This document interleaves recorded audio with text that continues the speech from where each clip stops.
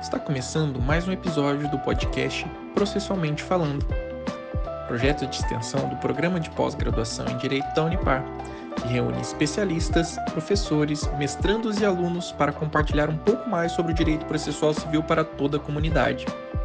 Prepare-se, porque o episódio de hoje já vai começar. Olá, meu nome é José Miguel Garcia Medina, sou professor aqui no programa de mestrado em Direito da Universidade Paranaense, e é uma grande alegria para nós aqui do nosso programa de mestrado, nesse episódio do podcast, contar com a participação de ilustres professores, queridos amigos, que aceitaram de pronto, né, participar deste projeto aqui da nossa universidade, que é um projeto que é muito interessante, não apenas para aqueles que são da academia, aqueles que são pesquisadores, professores, estudiosos da área do direito, para os estudantes, né, de graduação, mestrado, doutorado, etc., como também é algo que pode ser útil para aqueles que ainda não ingressaram num curso de pós-graduação, e sobretudo pós-graduação em sentido estrito, como é esse caso aqui do nosso programa de mestrado. E por isso, pensando nisso, né, nós conversamos bastante e achamos também bastante interessante nós dialogarmos sobre qual a importância da pós-graduação, e em particular da pós-graduação estrito sensu, para a formação do jurista nos dias de hoje. E como disse, eu conto aqui com a presença e a participação dos meus queridos amigos, professores Rafael de Oliveira Guimarães e Cássio de Paula Xavier. O professor Rafael de Oliveira Guimarães, ele é formado em Direito pela Universidade Estadual de Maringá, fez mestrado e doutorado em Direito na Pontifícia Universidade Católica de São Paulo, e também fez pós-doutorado no programa de mestrado da Universidade Paranaense. Salvo engano, foi o primeiro de seus pós-doutorados, porque eu sei, ele vai explicar isso depois para a gente, eu sei que ele já realizou pelo menos um outro pós-doutorado fora do Brasil, inclusive, e sei que ele já está ali já se preparando talvez para mais um outro aí nos próximos tempos. E também o professor Cássio de Paula Xavier, que, como mencionei, é professor também, e o Cássio, eu tive o privilégio de tê-lo como orientando no programa de mestrado na Universidade Paranaense, defendeu a sua dissertação de mestrado com inegável brilho, e sei que ele agora, né, participa do doutorado em Direito no IDP em Brasília. Ele vai talvez ter condições de aprofundar um pouco mais sobre essa experiência que ele tem tido lá nesse nosso bate-papo de agora em diante. Bom, eu gostaria de começar, meus caros, pedindo a cada um de vocês que fale um pouquinho, né, sobre sua trajetória acadêmica, e se quiserem também, de alguma maneira, falar um pouco de que modo vocês conciliaram isso com a sua atividade profissional, fiquem à vontade. Eu vou começar com o professor Rafael Guimarães, em seguida eu passo a palavra ao professor Cássio. Obrigado mais uma vez, Rafael, tem a palavra. Muito obrigado, professor Medina, primeiramente pelo convite, por estar aqui, muito obrigado pela deferência nesse momento. Meu grande mestre, né, foi meu orientador, já na graduação aqui na Universidade Estadual de Maringá. Muito boa tarde, professor Cássio, já é um grande amigo de algum tempo, né, desde da dissertação de mestrado dele, a gente conversa sobre direito. Então, e saúdo todos os ouvintes aí do podcast da Unipar, do programa de mestrado da Unipar. É uma satisfação enorme estar aqui. Bom, tentando contribuir um pouco com o tema, eu vou falar de um pouco de fatos aqui, né. Eu comecei a fazer curso de Direito e aquele parece uma visão meio de criança, eu comecei a olhar muito aqueles livros, e assim, livros dos mais diversos, né, desde livros de doutrinadores brasileiros até de alguns estrangeiros, e sempre havia um vínculo com uma universidade, seja um vínculo como professor, seja um vínculo como participante de um programa de pós-graduação, e aquilo começou assim, eu tinha, sei lá, meus 18 anos, e aquilo começou a chamar muita atenção. Por que aquelas pessoas tinham sempre doutrinadores em que você se baseava para estudar direito, sempre tinha um vínculo com um programa de pós-graduação. E aí eu comecei a entender que para você conseguir entender, no nosso caso, o direito de uma forma didática e conseguir, consequentemente, se expressar também na sua profissão, meu sonho sempre foi ser advogado, mas para um advogado ser aprimorado e aí sim conseguir se expressar de uma forma técnica e adequada, eu, naquele momento, já comecei a entender que os cursos de pós-graduação eram, digamos assim, imprescindíveis para um aprimoramento, não digo técnico somente, mas principalmente intelectual de um jurista, seja qual a profissão que ele for escolher. Então, eu, já antes da faculdade terminar, eu comecei a pesquisar algumas pós-graduações ao redor da cidade de Maringá, né, onde eu cursava Direito, e não havia muitas opções, né, eu ou teria que ir para Curitiba, ou teria que ir para São Paulo para ter uma pós-graduação direcionada para processo civil, que era a matéria que eu mais gostava de estudar. E para o advogado, eu acho que é vital, né, seja qual área que ele for atuar, o processo civil ele é a ferramenta primeira, digamos, né. Então, eu fui achar uma pós-graduação em processo civil na PUC de Londrina, feita pela PUC do Paraná, no caso de PUC de Curitiba, a Central de Curitiba, que tinha uma extensão em Londrina, e eu me inscrevi, comecei a fazer, antes de terminar o curso mesmo, comecei a fazer essa pós-graduação lá em Londrina, e fui dar meus primeiros passos, né, na pós-graduação, naquele caso, uma pós-graduação ainda lato sensu. Lato sensu, eu digo que, eu acho, né, na minha opinião, tem que ser a primeira pós-graduação de uma pessoa, porque é o momento em que você vai entender um pouquinho que você saiu de uma faculdade, você precisa de muito mais conteúdo de conhecimento, né? Quando a gente entra numa biblioteca de direito, desculpa, numa biblioteca de qualquer faculdade, na UEM especificamente, o curso de direito tem mais que o dobro do que qualquer outro curso. Só para a gente ter uma ideia de quanto é o leque de conhecimento do curso de direito e de quanto a gente sai aprendido, né, com aquilo, sai sabendo tudo aquilo. Isso é quase nada, né? Então, o reforço de pós-graduação é vital, e a gente vai ter essa ideia quando começa a fazer uma pós-lato sensu. É o primeiro momento que você tem contato com pessoas com diversas histórias, em que você pode trocar experiências interessantes de quem já vive o direito na prática e já viveu um pouquinho na academia, diferentemente de você, né? Eu sempre fui mais novo da minha turma, né? Enquanto eu fazia a pós-graduação lato sensu, eu tentava já alguns mestrados, alguns cursos de mestrado. Eu lembro que eu tentei na UEL, tentei na PUC do Paraná, e por coincidência, o carga do destino, eu acabei entrando no meu principal objetivo, que era da PUC de São Paulo. E aí, também, era o mais novo da minha turma naquela época, e fui ter contato com professores, assim, do nível de Dona Dormelin, né, que talvez não é tão conhecido no meio acadêmico, mas, só para você ter uma ideia, ele foi orientando o professor Marinoni, foi orientador, né, da professora Teresa Rodolvin. Ele não escreve muito, mas é uma sumidade no ponto de vista de intelecto jurídico, né.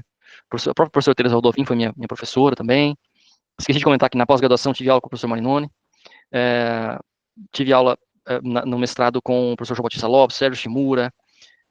Esses caras aí me ensinaram muito, muito, muito mesmo, porque o mestrado eu acho que é o moedor de carne que um estudante passa, né? O mestrado é o momento em que você tem a noção de que você precisa de muito conhecimento de teoria geral do direito, muito conhecimento básico de teoria geral do processo, e muito conhecimento básico de processo civil, que eu não tinha pessoalmente, mesmo tendo feito uma faculdade que me considero muito boa.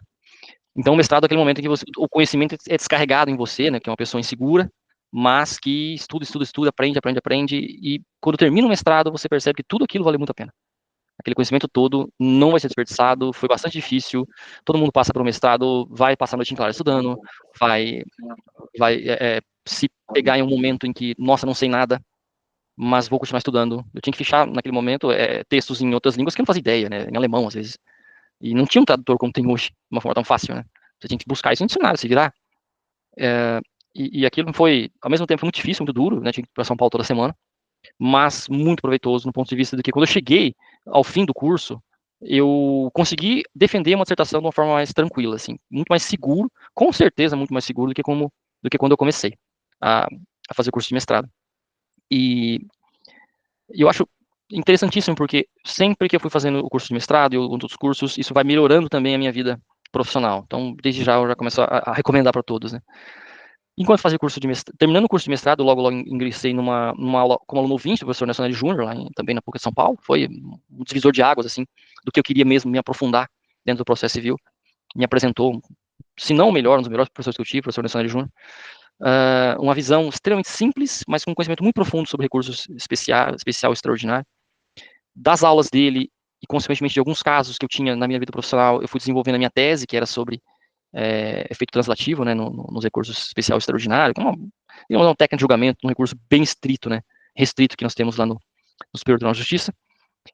E no doutorado, parece que você já está mais seguro, mais calejado, você consegue focar melhor aonde você vai pesquisar. Então eu fui aí já focando melhor, eu consegui, né, a minha tese virou um livro, e na minha opinião ele é bastante simples, mas ao mesmo tempo com muito conteúdo do meu estudo. Enquanto isso, no finalzinho do doutorado, eu já estava dando aula na UEM. Eu era professor de processo civil de prática na UEM. Fiquei lá por 4 anos.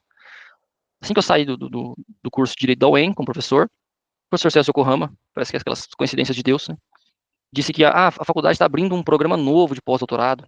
Precisa ser um doutor novo, e que não tenha vínculo com faculdade nenhuma. Você tem algum vínculo? Eu falei, acabei de terminar o meu vínculo. Você quer fazer um programa? Eu falei, claro, professor. E aí era um programa que eu fiquei lá 5 anos estudando. direcionado principalmente na época, né, para as reformas do Código de Processo Civil e o novo Código de Processo Civil, e participava também como professor convidado na pós-graduação, no mestrado da Unipar, então aquilo me fez também ganhar uma bagagem muito grande como professor de pós-graduação. Eu posso dizer que eu saí muito melhor do que eu entrei nesse programa de pós-doutorado, que é um programa um pouco diferente, né, do doutorado, um programa que você não tem aulas, né, você só estuda, você só produz e eventualmente tem um orientador para te literalmente orientar no que você está produzindo, né. Produzi muitos artigos naquela época também, era o que a faculdade pedia. E logo depois que eu terminei o curso de pós-doutorado na Unipar, um outro grande amigo meu, professor Cleverton Carmonese, lá de Cascavel, fazia mestrado em Bolonha, e o orientador dele, o professor professor Jorge Amália, que é um titular de constitucional da Universidade de Buenos Aires, era professor em Bolonha, e estava oferecendo um curso de pós-doutorado, mas um curso um pouco diferente, aí sim que tinha aulas, e que é um professor do mundo inteiro. Nossa, tudo que eu queria era fazer isso, né? Porque ainda assim alia uma experiência de morar fora, também, com uma experiência de estudos e conhecimento também estrangeiro, né? Em italiano, que é uma língua que eu estudei, me formei em italiano quando fazia faculdade. Então, fui para Bolonha, e aí, nossa, Bolonha para mim foi, não bastasse a comida, né, que é uma das melhores do mundo, mas Bolonha foi uma experiência interessantíssima, porque eu tinha professores, o presidente do STF da Turquia nos deu aula, o juiz da Corte Interamericana de Direitos Humanos nos deu aula, diversos professores de direito constitucional e de direitos humanos e de teoria geral do direito das mais diversas faculdades da Europa, e desenvolvi um tema específico lá também, de estudo visando a eficácia das decisões da Corte Interamericana de Direitos Humanos. Então, foi um trabalho que envolve um pouco de direitos humanos, envolve um pouco de eficácia de precedentes, no caso, precedentes da Corte, e também muito teoria geral do direito, que você sempre vai acabar voltando. Eu acabei voltando estudando no mestrado, no doutorado e no pós-doutorado. O foco nunca vai deixar de ser as disciplinas básicas, né? Filosofia do direito, teoria geral do direito.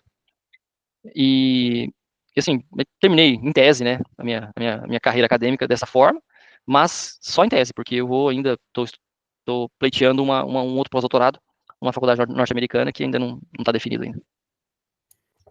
Nossa, muito bom, muito bom. Em pouquíssimos minutos você já deu aí Rafael, você já nos passou assim uma história magnífica, uma história acadêmica magnífica, e é muito interessante tudo que você falou. Eu vou conversar e vou fazer algumas perguntas sobre o que você acabou de falar para mim na sequência, mas antes eu queria ouvir também o Cássio.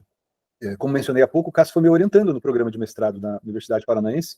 Conversava com ele um pouco antes da gente começar a gravação aqui. Eu não lembro exatamente ao certo, mas, salvo engano, ele defendeu a dissertação de mestrado dele ali em 2021, mais ou menos, 2022, eu não tenho bem certeza. Mas vamos lá, Cássio. Diga para nós aí, se apresente, fale um pouquinho da sua trajetória. Somos todos ouvidos. Gostaria de dizer o quanto eu me sinto honrado com o convite, professor Medina, e de dividir um podcast como esse, do programa de pós-graduação da Universidade Paranaense, da Unipar, ao lado do professor Rafael, ao profissional advogado e professor que eu tanto admiro também. O ano foi 22 que eu defendi, e logo na sequência eu já ingressei no programa de doutorado. Foi, salvo engano, não teve uma janela de 30 dias de um evento para o outro, né? Mas vamos começar um pouco da minha história também. Talvez ela não tenha iniciado tão cedo com esse despertar para a vida acadêmica, mas depois que eu escutei uma frase, até que foi repetida por um palestrante há pouco tempo atrás, que diz que nada é tão prático quanto uma boa teoria. E depois que eu escutei essa frase, eu entendi que, na verdade, aquela ideia de que os antigos tinham, de que não importava, para algumas profissões em especiais, não importava tanto, assim, a pessoa ter uma formação consistente, acadêmica, importava que ela sabia fazer. E cada vez que eu fui avançando na carreira, principalmente na advocacia, eu fui vendo na prática o quanto a teoria faz falta. E o quanto esse desenvolvimento dessa teoria faz falta. E eu aliei a isso, principalmente, ao momento que eu ingressei na minha primeira pós-graduação, que eu comecei a fazer pós-graduação em Direito de Família e Sucessões, que era uma área que eu atuava à época, com o intuito de aprimorar a prática. Mas com essa ansiedade, talvez, que nos é muito comum, dessa geração um pouco mais nova, de querer tudo muito rápido, esquecer que tem um caminho a seguir, esquecer que esses atalhos, eles podem até tentar serem vendidos hoje em dia e muito, né, mas que na verdade não existe, é como se estivesse vendendo terreno na Lua, né, e você vai descobrindo que existe um caminho a percorrer. E esse caminho, eu comecei a entrar nele, na verdade, quando eu estava terminando a minha pós-graduação, e um momento que se repetiu na minha graduação, eu fiquei um pouco, assim, num dilema, vamos assim dizer, e eu me vi numa necessidade de ter um ponto de inflexão na minha vida naquele momento. E qual foi essa dificuldade, vamos assim dizer?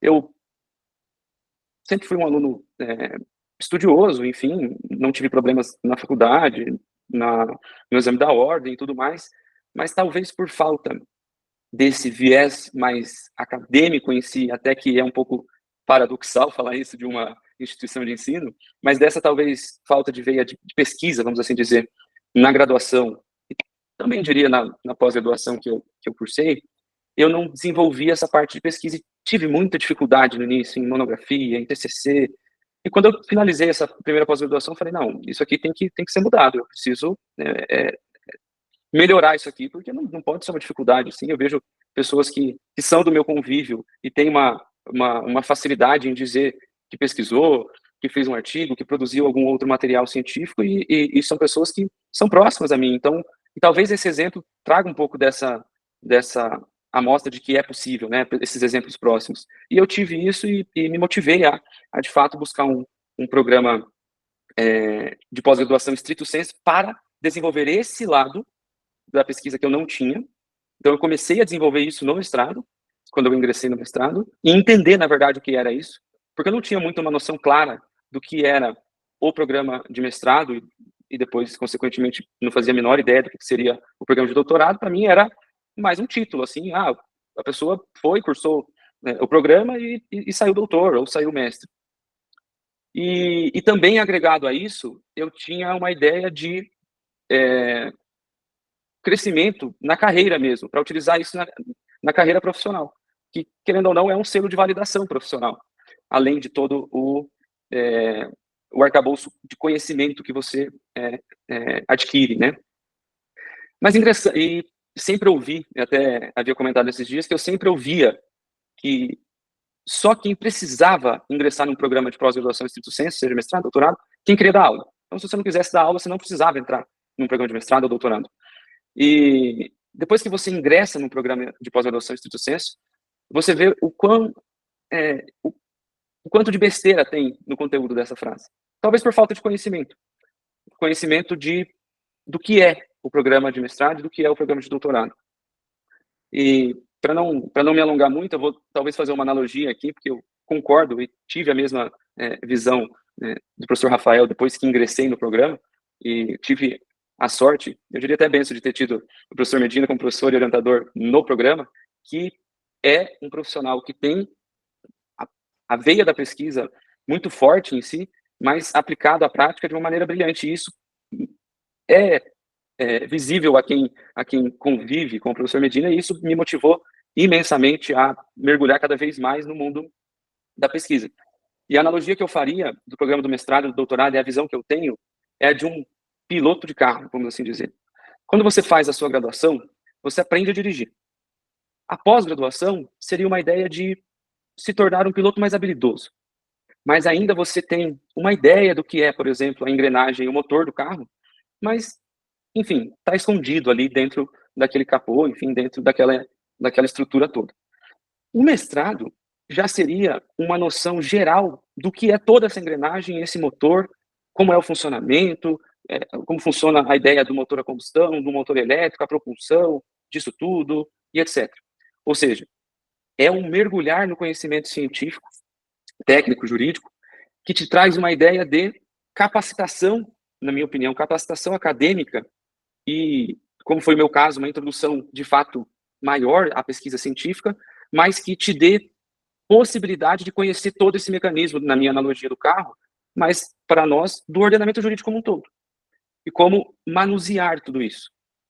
Penso que essa aplicação daquilo que se entende do programa de pós-graduação estrito sensu do mestrado é justamente esse aprofundar no conhecimento técnico para melhor manusear o ordenamento como um todo, vamos assim dizer, que seria, nessa analogia, o conhecimento do sistema do automóvel. E o doutorado já seria um passo além, porque além de conhecer toda a estrutura, você consegue montar uma do zero, inclusive, se for necessário. E seria esse montar do zero, ou seja, esse aprofundar, inclusive, em metodologias de pesquisa, não só na iniciação da pesquisa científica, no desenvolvimento de novas teorias, por de fato conhecer tão a fundo aquele sistema, que é possível propor novas perspectivas e novas soluções, vamos assim dizer, abordagens inovadoras, é o que eu traria de todo esse contexto do que é na prática a evolução da graduação, pós-graduação lato e pós-graduação estrito sensu, seja mestrado, seja doutorado. E o professor Rafael falando agora, para fechar essa minha analogia, o pós-doc seria o não só saber apresentar novas abordagens, novas perspectivas, e de fato construir esse mecanismo todo do zero, mergulhando daí sim num programa em que o foco é único e exclusivamente a pesquisa em si, para poder chegar nesse resultado. Era isso que eu tinha para falar nessa abordagem inicial, fazendo um apanhado geral disso tudo. Beleza, obrigado, professor Cássio. Eu que agradeço a vocês dois e agradeço também a gentileza de terem mencionado com tanto carinho o meu nome, e na verdade eu considero assim que os professores, nós, que vocês também são professores, né? O professor, ele pode ser uma bênção ou uma maldição na vida de um aluno, né? Eu acho que tem professores que podem ajudar bastante, apresentar caminhos, provocar, desafiar, apertar, e com isso contribuir para que o estudante siga em frente, né? Que de alguma maneira esse professor participe de modo a que aquele aluno passe por aquele momento e se torne alguém melhor, como pesquisador, como estudioso e assim por diante, né? Mas pode ser também o contrário, né? Porque um professor, ele pode atrapalhar um aluno, né? Então, eu muito me agrada ouvir isso de vocês e agradeço muito a boa vontade de vocês para com esse velho professor já, agora que eu já estou entrando aqui quase na terceira idade, né? Mas vocês falaram de duas coisas interessantes que eu vou destacar antes de passar a palavra de novo para o professor Rafael para mais uma pergunta, sobre o propósito do programa de mestrado, da especialização, como disse o Rafael, o programa de mestrado, depois do doutorado e depois do pós-doutorado. Porque, de fato, o propósito de um programa de mestrado é tornar o mestrando um pesquisador independente, né? Então, nós sabemos que que um curso de mestrado foi bem feito, um curso de mestrado atingiu o seu propósito, quando aquele que conclui o mestrado apresenta a sua dissertação de mestrado e consegue fazer uma defesa perante uma banca pública de avaliação daquela dissertação de mestrado, aquela banca vai avaliar não apenas o trabalho em si mesmo considerado, mas vai ter que ter condições de verificar se aquele que está apresentando aquele trabalho atingiu essa meta, ou seja, tornou-se um pesquisador independente. Por quê? Porque o próximo passo é o doutorado. E no doutorado, pelo menos na nossa área, na área do direito, se costuma exigir duas coisas, alternativamente. Ou que se trate de um tema, né, inédito, algo que é muito difícil, ou se trate de um tema não inédito, mas com uma abordagem inédita, o que também é muito difícil. Eu, quando fiz a minha dissertação de mestrado, eu preparei o meu trabalho na época, né, eu defendi em 1997, o meu tema foi pré-questionamento nos recursos extraordinário e especial, e, de certo modo, num trabalho ali de aproximadamente 200, 300 páginas, hoje muita gente considera isso algo longo demais para uma dissertação de mestrado, mas naquela época era mais ou menos isso que se fazia, eu esgotei o tema, né? Foi um trabalho dedicado ao exame do pré-questionamento em si mesmo considerado, mas, sem dúvida alguma, eu não aprofundei tanto o tema, embora o tenha esgotado. Já na tese de doutorado, quando eu trabalhei dos princípios da execução, eu propus uma nova abordagem em que eu sugeria que aqueles princípios, até então considerados tradicionais da tutela executiva, eles estavam sendo gradativamente abandonados e substituídos por outros, que é o que de fato eles foram sendo substituídos, não totalmente, mas sem dúvida alguma fortemente, como, por exemplo, a gente tem hoje o princípio da atipicidade das medidas executivas. Então, quando a gente vai para a tese de doutorado, o trabalho de doutorado, se exige ou o tratamento de um tema novo ou uma abordagem nova de um tema, que ainda que esse tema não seja novo. E eu costumo dizer que o pós-doutorado, que embora o pós-doutorado não seja uma titulação acadêmica para nós aqui no Brasil, significa já considerar aquele pesquisador um pesquisador maduro, né? Ou seja, ele já passou pelo programa de mestrado, já passou pela tese de doutorado, e no pós-doutorado ele vai navegar. No pós-doutorado ele vai tentar descobrir coisas novas, né? E eu fico muito contente em ver que o Rafael participou do programa de pós-doutorado aqui na Universidade Paranaense, né? E isso, de alguma maneira, também ajudou, né, a abrir a mente dele para que ele procurasse outros pós-doutorados, como ele já noticiou que fez um e está procurando outro. E assim também a analogia que o Cássio fez, bastante oportuna, né, que é uma frase de um psicólogo alemão, Kurt Lewin, salvo engano, é assim que se pronuncia o nome dele, né? Não há nada mais prático que uma boa teoria. Eu costumo dizer que em direito, muita gente gosta de dizer o seguinte, que a teoria na prática é outra. Eu costumo dizer que de duas uma, em direito, de duas uma, ou a teoria que você aprendeu está errada, porque não é aquilo que se verifica no cotidiano, no dia a dia, né, da aplicação do direito, ou aquilo que você está aplicando ou vendo ser aplicado está errado, né? Um dos dois está errado, porque em direito tem que haver uma absoluta coincidência entre teoria e prática, porque senão um dos dois está errado, né? Alguma coisa está errada. Mas eu queria já emendar com mais uma pergunta, que na verdade é a última pergunta, com isso acho que a gente já pode ir encaminhando para o encerramento. Eu gostaria de ouvir também, para manter a ordem que a gente inaugurou, começando com o professor Rafael, uma coisa que eu tenho visto, eu leciono no programa de mestrado da Universidade Paranaense, acho que ali desde 2002, 2003, agora já perdi a conta, né? Mas certamente já fazem ali mais de 20 anos, sem dúvida alguma, que eu sou professor no programa de mestrado em Direito. E falando da minha experiência pessoal, quando eu estava no 5º ano de Direito, para mim era claro que eu queria ser professor de Direito. E naquela época, estou falando aqui do ano de 1994, para você ser professor de Direito, você tinha que fazer mestrado em Direito. Então, fazer mestrado em Direito, naquele contexto, era algo imprescindível para quem iria percorrer uma carreira como professor, por exemplo. Mas a minha vida foi demonstrando que eu fui sendo, entre aspas, assim, levado à advocacia, né? Justamente os estudos que eu fiz me levaram à advocacia, né? E estamos aí trabalhando também até hoje, né, com esses temas que foram objeto da minha dissertação de mestrado e doutorado. Mas eu tenho a impressão, e daí eu gostaria de ouvi-los a respeito disso, eu tenho a impressão de que o propósito, a finalidade de um curso de mestrado e também de doutorado, para nós que somos na área do direito, foi se modificando com o passar do tempo, porque cada vez mais eu vejo profissionais do direito, sejam advogados, advogadas, juízes, juízas, integrantes do Ministério Público, da Defensoria Pública, e outros, né, profissionais da área do direito, que buscam um programa de mestrado e doutorado, ainda que não queiram ser necessariamente professores ou pesquisadores acadêmicos. Eu gostaria de ouvir de vocês, eu vou começar, como mencionei pelo professor Rafael, se vocês acham isso mesmo, se vocês concordam com esse modo de pensar, enfim, se vocês veem um movimento parecido, enfim, professor Rafael, o que você acha disso? Olha, na minha fala, faltou falar que o finalzinho, né, da minha vida acadêmica, eu voltei a ser professor, que eu estava falando que a gente tinha que voltar sempre a continuar estudando as disciplinas básicas, e eu voltei para ser professor de História do Direito, que é uma coisa que hoje eu sou apaixonado por fazer. Eu vou responder um pouquinho também usando isso. Por quê? Se nós analisarmos o contexto brasileiro, né, nós temos lá em 1824 as primeiras faculdades no Brasil, até o meio do século XX nós não tínhamos pós-graduações no Brasil. Então, a graduação ela era a totalidade do conhecimento jurídico. Isso implica dizer que estudava-se muito mais na graduação, aprendia-se muito mais na graduação, num mundo em que você vivia praticamente para isso, né? Nós não tínhamos distrações como temos hoje, né? O número de pessoas que trabalhavam juntamente com o curso de graduação era mínimo. Distrações como, enfim, redes sociais e outras coisas, né, imaginável.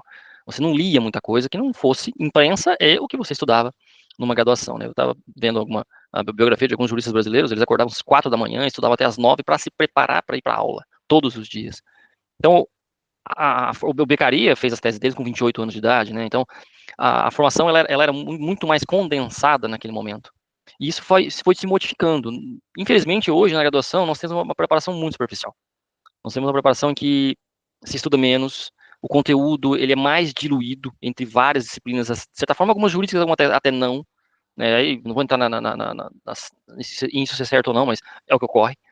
Então, você hoje termina um curso de graduação, por mais boa que seja a graduação, para mim, você termina muito incompleto. Você termina muito faltando. O mestrado, dentre as diversas funções, ele tem uma função de correção do que você não aprendeu na graduação, na minha opinião. Então é imprescindível o mestrado para você entender um pouco melhor o direito que você não entende, ainda assim que seja do ponto de vista teórico. E aí sim, quando você fizer um doutorado, você passa a criar uma tese, né, já com uma forma melhor, e um pós-doutorado, eu brinco que o doutorado é coração. você vai pesquisar com toda a sua bagagem o que você gosta dentro de uma certa utilidade, claro. Então, a preparação anterior que existia e o aperfeiçoamento que existia anteriormente para você entrar no mundo da docência, hoje ela está se transformando por um aprimoramento, por uma preparação que a graduação tem, por um complemento que o mestrado dá hoje, para você exercer qualquer profissão de uma forma mais completa, seja advogado, seja juiz, seja o que for. Né? Nós temos N juízes aqui, estou falando aqui de Maringá mesmo, que tem mestrado e alguns doutorados, e não dão aula. Ou seja, é para melhorar o conhecimento jurídico, para melhorar a tecnicidade das decisões deles, né? Eu tive a experiência de, no mesmo dia, analisar 2 sentenças de 2 juízes aqui de Maringá, e você percebe a diferença no linguajar, até na simplicidade, porque a pessoa, quanto mais tem de conhecimento, mais simples ela se comunica, né? Ela não se torna mais rebuscada. Você percebe o quanto aquela pós-graduação teve de influência no resultado prático de um profissional de direito, seja qual for. Então, eu digo que, por experiência própria, no mestrado você tem N dificuldades do ponto de vista de agenda, de conseguir trabalhar e estudar o mestrado ao mesmo tempo, para muitos, a questão do deslocamento, mas você aprende a lidar com coisas mais importantes ao mesmo tempo e, consequentemente, ter mais conhecimento também. Então, a formação que o mestrado tem, a minha opinião, é uma opinião que é vital para o exercício de uma profissão, seja ela qual for, dentro do mundo jurídico, e né, talvez o direito seja o curso que ofereça uma gama maior de profissão do que os outros, né? Mas a pós-graduação hoje, ela não é mais simplesmente um plus, é um requisito básico, ela tem que ser um original de fábrica, né?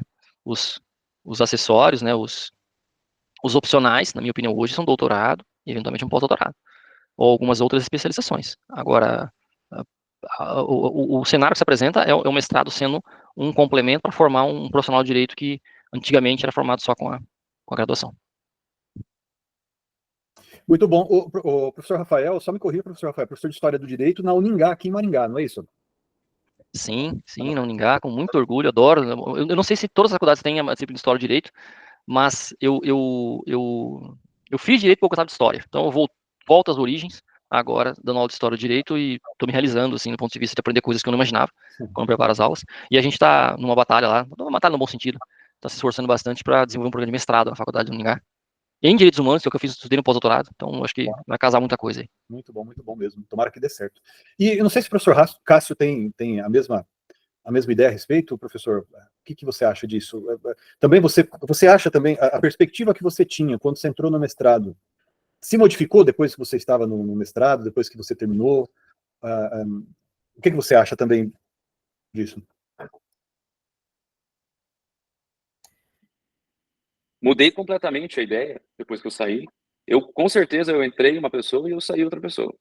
E eu saí uma pessoa concordando plenamente com o que o professor Rafael falou. Eu acho que a gente poderia, para quem ainda não tem essa noção do que é o programa de mestrado, e voltando à ideia de fazer analogia, a gente pode fazer o que era, por exemplo, antigamente alguém que falava inglês, e hoje em dia alguém que fala inglês. Hoje em dia é um pré-requisito básico para qualquer convivência que se tenha, não só no profissional, mas como no pessoal também, para ter até uma vivência geral de conhecimento de mundo mesmo, assim, até para ter um acesso a informações de uma maneira mais global, vamos assim dizer. E o mestrado eu concordo ipsis literis com o que o professor Rafael comentou, é um complemento, um aperfeiçoamento àquilo que foi passado na graduação. Talvez, não todos, tá, mas alguns cursos de graduação, do que eu percebo, estão virando quase que como um cursinho voltado único e exclusivamente ao AB, a preparar o AB ou ter notas, e não, de fato, preparar o aluno à vivência do mundo jurídico como um todo, independente da qual carreira jurídica ele vai seguir. Porque o mestrado, você sai do programa de mestrado conseguindo pensar o direito. E eu penso que isso se tinha, mas se perdeu na graduação. Porque muito mais vale, na minha humilde opinião, um aluno que pensa o direito e sabe concatenar, fazer talvez um bom silogismo ali do fato à norma e etc., do que alguém que decora algo para poder passar numa prova. E, de fato, o programa de mestrado ele traz esse aperfeiçoamento, trazendo uma noção mais geral do ordenamento como um todo. Porque, para quem avança um pouco na vida acadêmica, seja no mestrado, mas principalmente no doutorado, entende que, por exemplo, eu fiz, estou finalizando o meu doutorado, agora só falta finalizar a tese, mas nos créditos você descobre isso, que apesar de não ser a sua área de atuação, por exemplo, não é a minha área de atuação, direito trabalhista, mas pelo programa de doutorado ter sido na linha de pesquisa geral em direito constitucional, você consegue abrir a sua cabeça, entre aspas, é claro, ao mundo jurídico como um todo, ao ordenamento como um todo, e ter uma visão holística, vamos assim dizer, do sistema, e numa dessas até responder algo sobre direito trabalhista. Lógico, que não seja tão específico, mas de uma maneira geral, analisando, por exemplo, uma relação trabalhista. Quando você tem essa visão mais holística, você vai já ter aquela noção de se linkar diretamente à ideia lato sensu do que é uma relação jurídica, aplicando esses conceitos gerais à relação em concreto, ou seja, aplicando a ideia geral, lato sensu, do que é uma relação jurídica àquela relação jurídica de trabalho, e apesar de não ter aquela especificidade do direito trabalhista, você consegue pelo menos ter uma noção do que está se tratando aquele tema. Então, talvez apenas complementando o que o professor Rafael falou, porque eu concordo 100% com o que ele disse, eu penso que te dá talvez te coloca uma possibilidade de enxergar além daquilo que se está acostumado hoje só na graduação. Porque, de fato, esse aperfeiçoamento é necessário. E é necessário não apenas, isso é importantíssimo, como aquilo que se tenta colocar num dito popular para quem, entre aspas, quer dar aula, mas sim para aquele profissional que leva a sério a sua profissão. Porque não tem como